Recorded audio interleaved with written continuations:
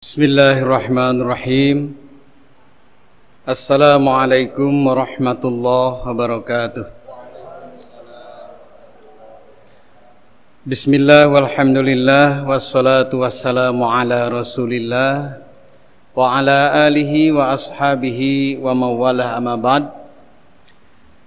Puji serta syukur senantiasa kita panjatkan kehadirat Allah Subhanahu wa ta'ala atas kehendak dan petunjuknya. Pada malam ini kita dapat berkumpul bersama di tempat yang mulia ini dalam rangka menunaikan sholat isya berjamaah, dan insya Allah akan kita lanjutkan dengan sholat sunat tarawih dan witir. Kita memohon kepada Allah semoga seluruh amal ibadah kita, wabil khusus yang kita tunaikan saat ini, senantiasa diterima oleh Allah Subhanahu wa ta'ala.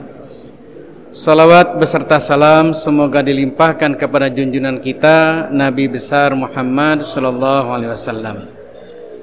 Hadirin wal hadirat jamaah salat tarawih yang dirahmati Allah, tema yang akan saya ketengahkan pada kesempatan tausiah ini berdasarkan surat edaran dari panitia takmir Ramadan Masjid Al-Hasra ini adalah takwa puncak perjalanan rohani hamba Allah. Untuk membahas tema tersebut, maka saya akan memulai dari macam-macam motivasi orang berpuasa. Kalau kita memperhatikan orang yang berpuasa, dugaan saya pribadi itu bermacam-macam. Ada yang puasa karena ingin sehat. Ada yang berpuasa karena ingin seksi. Nah, biasanya ini mungkin ini dugaan saya pribadi. Mungkin ada perempuan yang rajin puasa, tapi di hatinya itu bukan karena apa-apa, tapi ingin menjaga tubuhnya biar seksi. Ini dugaan saya, mohon maaf kepada jamaah perempuan. Ya. Ada juga orang yang berpuasa karena protes, unjuk rasa, yang disebut dengan puasa mogok makan. Ada juga orang puasa karena bayar hutang. Ada juga orang puasa karena bayar dam. Misalkan orang naik haji kemudian meninggalkan salah satu wajib haji, kemudian dia bayar puasa 10 hari, 3 hari di Mekah, kemudian 7 hari di kampung halamannya. Ada juga saya baca di Google, artis non muslim dia puasa tapi sekedar ikut-ikutan, karena teman-teman pemain sinetronnya itu banyak yang muslim. Jadi dia juga ikut puasa, ikut menyediakan sahur. Silahkan nanti dibuka di YouTube ya, atau di YouTube atau di Google itu ada non muslim artis yang puasa. Nah, mungkin kaum laki-laki juga tidak jauh berbeda dengan kaum perempuan. Ada yang puasa karena ingin merawat tubuh, bisa jadi. Tetapi hadirin, bagi umat Islam ada satu tujuan yang pokok dari pelaksanaan ibadat puasa ini, yaitu apa? Meraih predikat muttaqin, meraih gelar takwa, sebagaimana yang difirmankan Allah di dalam Al-Quran surat Al-Baqarah ayat 183, la'allakum tattaqun. Jadi agar puasa itu meraih predikat takwa. Hadirin, bagaimana cara meraih predikat takwa melalui puasa ini? Menurut beberapa para ahli di bidang agama, dan saya amini pendapatnya, bahwa untuk meraih predikat takwa itu harus memahami dua hal.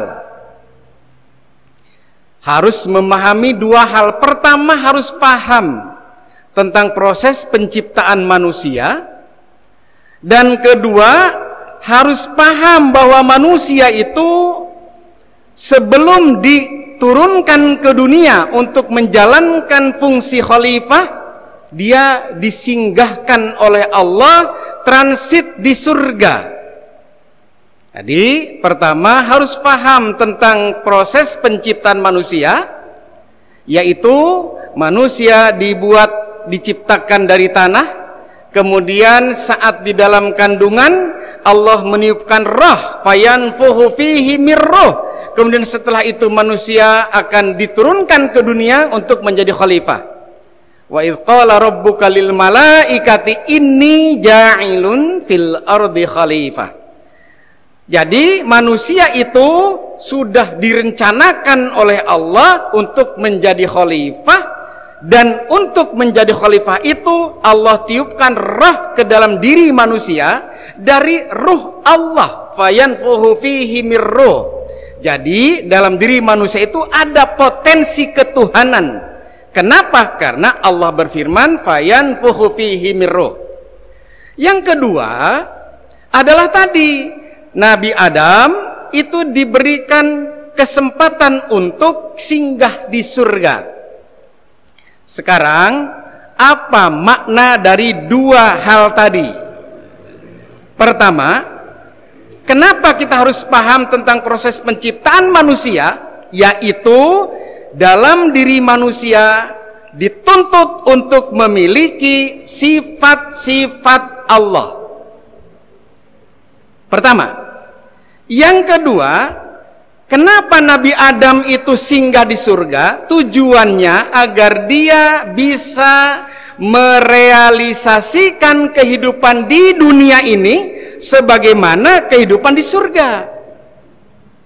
Artinya Nabi Adam oleh Allah diperintahkan, hei Adam, kamu coba rasakan, perhatikan bagaimana kehidupan di surga itu. Lantas kalau kamu sudah menjadi khalifah di muka bumi, terapkan kehidupan di surga itu kayak di dunia itu. Terapkan kehidupan di dunia itu sebagaimana di surga itu. Hadirin, bagaimana kehidupan di surga? Silakan nanti kalau sudah pulang ke rumah buka surat Toha ayat 118 dan 119. A'udzubillahi minasyaitonir rajim. Innalaka alla taju'a fiha wa la ta'ra wa annaka la taz'amu fiha wa la tadha. Artinya apa? Sesungguhnya kamu tidak akan kelaparan di dalamnya dan tidak akan telanjang, dan sesungguhnya kamu tidak akan merasa dahaga dan tidak pula akan ditimpa panas matahari di dalamnya. Maka bisa kita simpulkan bahwa di surga itu terpenuhi sandang, pangan, papan. Tidak lapar, tidak haus, tidak kepanasan, tidak telanjang. Berarti tugas Nabi Adam di dunia ini adalah untuk mensejahterakan manusia agar terpenuhi sandang, pangan, dan papannya. Ini keadaan di surga. Yang kedua, silakan nanti buka surat Al-Waqi'ah ayat 25. La yasma'una fiha lagwa wa la ta'sima. Di surga itu tidak mendengar perkataan yang sia-sia dan perkataan yang mengandung dosa. Hadirin wal hadirat, kalau begitu maka kita tarik ke dalam kehidupan kita. Bagaimana sesungguhnya tipikal orang yang bertakwa itu? Maka kesimpulannya, orang yang bertakwa itu cirinya terpenuhi kebutuhan sandang, pangan, papan, dan aman dari omongan-omongan yang tidak berguna dan yang menimbulkan dosa. Itu keadaan di surga. Pertanyaan buat kita adalah, apakah hubungannya dengan puasa? Sekarang, adakah manusia yang tidak bisa mengendalikan kebutuhan sandang, pangan, dan papannya? Banyak.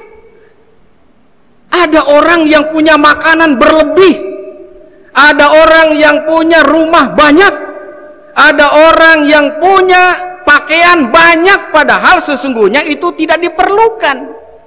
Kita jalan misalkan ke supermarket, ada pakaian baru kita beli, padahal itu bukan kebutuhan.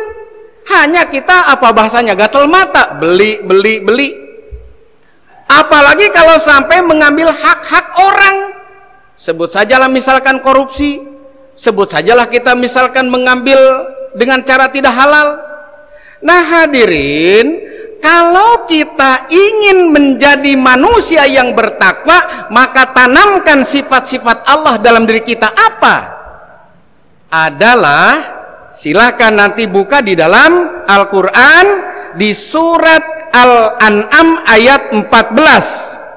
Wa huwa yut'imu wa la yut'am. Allah itu memberi makan dan tidak diberi makan. Artinya apa? Kalau kita menjadi orang yang bertakwa, maka kita harus dermawan, bukan malah kita mencari-cari harta tanpa jelas halal dan haramnya.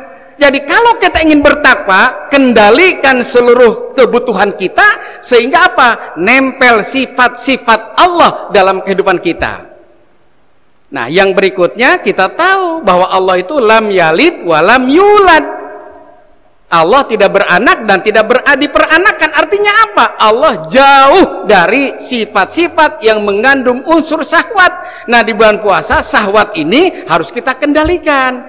Maka kesimpulannya, kalau kita ingin meraih predikat takwa lewat puasa ini, maka kendalikan nafsu kita terkait dengan sandang, pangan, dan papan. Kemudian ucapkan yang baik-baik, kemudian tumbuhkan sifat-sifat Allah sebagai zat yang memberi makan dan tidak diberi makan. Artinya harus kita dermawan. Kemudian kita kendalikan syahwat kita. Insya Allah dengan cara begitu, maka puncak dari pengalaman rohani kita itu akan tercapai.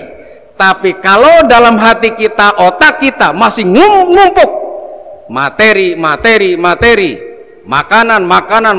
rumah, pakaian dan pakaian, tanpa itu sebenarnya bukan kebutuhan, maka rasanya jauh kita meraih predikat muttaqin. Demikian, nasrun minallah wa fathun qarib wa basyiril mu'minin. Wassalamualaikum warahmatullahi wabarakatuh.